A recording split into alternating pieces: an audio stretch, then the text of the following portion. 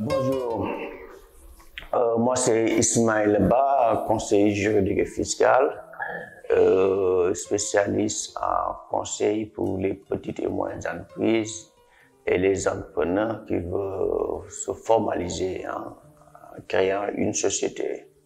Aujourd'hui, j'ai le plaisir de partager avec vous sur les innovations de la loi de finances 2020, les innovations en matière fiscale. Donc, il faut noter que la loi de finances 2020 a apporté des modifications du Code général des impôts avec deux innovations majeures, à savoir une exonération de l'IMF, impôt minimum fiscal, pour les entreprises, exonération d'IMF pour les entreprises de moins de 3 ans. Eux, ils ne payent pas l'IMF parce qu'avant, qu'est-ce qui existait? C'est-à-dire une société qui a fait un résultat déficitaire, par exemple, déficit de 4 millions, perte de 4 millions. Donc, l'État lui demandait de payer un minimum fiscal de 500 000 francs.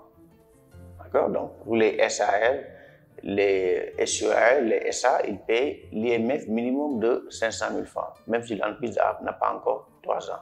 Maintenant, avec la loi de finances de 2020, l'État veut accompagner les entreprises parce qu'on s'est rendu compte que le taux de mortalité des petites et moyennes entreprises était très élevé. La plupart des entreprises ne célèbrent pas leur 5e anniversaire. Ce qui fait que l'État maintenant a dit on va essayer de diminuer la charge fiscale. Donc ces entreprises vont être exonérées d'impôt minimum fiscal pour les 3 premières années. En plus, ces entreprises aussi vont être exonérées de CFCE. CFCE, c'est quoi? C'est la contribution forfaitaire à la charge de l'employeur.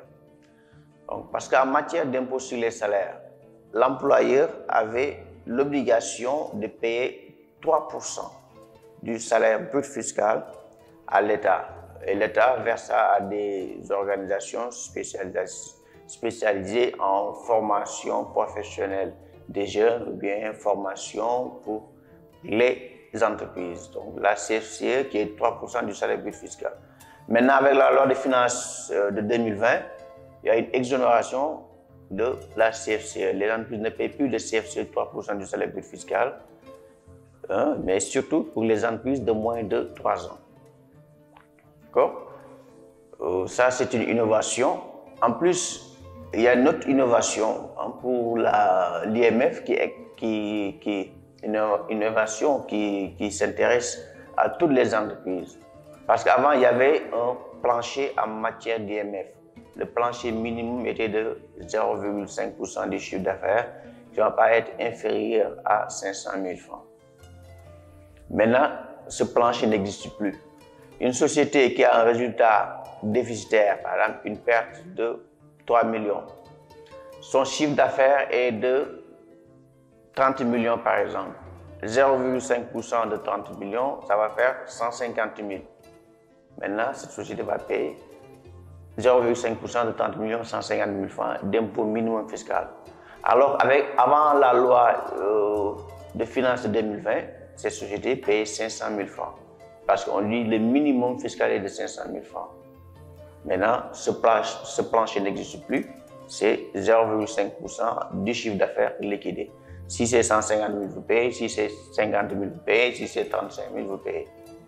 Donc ça aussi, c'est une innovation en matière fiscale qui sont générées par la loi de finances initiale de 2020.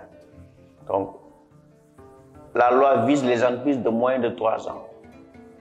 C'est-à-dire les entreprises qui ont démarré leurs activités avec une ancienneté de moins de 3 ans. Toutes les entreprises, il n'y a pas les entreprises start-up et autres, toutes les entreprises de moins de 3 ans. Donc, après, je vais revenir avec vous sur la loi sur les start-up.